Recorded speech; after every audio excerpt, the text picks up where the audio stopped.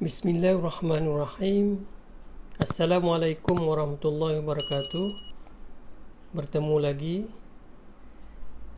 mata pelajaran Jawi tahun 3, pelajaran yang ketiga. Perkataan yang mengandungi suku kata terbuka pola vokal AA. Unit yang pertama, suku kata terbuka pola vokal AA, perkataan yang berakhir dengan bunyi nga, wa, la, ra dan da. Perhati dan insyaAllah kita sama membaca. Tengok gambar aja. Belanga, ular sawa,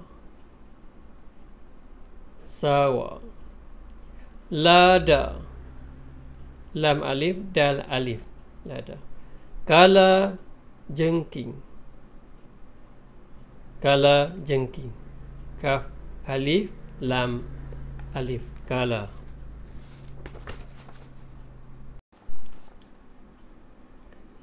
Maka cara menulis perkataan yang diakhiri dengan suku kata terbuka yang berakhir dengan bunyi nga, wa, la, ra, da pada pola vokal A hendaklah dikekalkan huruf alif.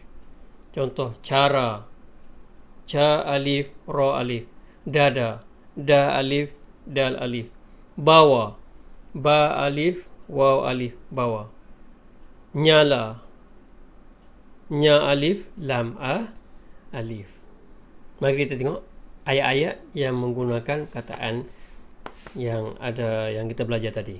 Contohnya jala. Ayah menjala ikan di sungai. Menjala. Minum jin alif, lam alif, jala. Menjala. Pala. Jeruk buah pala rasanya manis. Pala. Pa alif lam alif. Okey, insya-Allah anak-anak dapat memahami. Ini yang pertama itu suku kata terbuka pola vokal AA, perkataan yang berakhir dengan bunyi nga, wa, la, ra dan da. Semoga anak-anak dapat menulis dengan betul tulisan Jawi.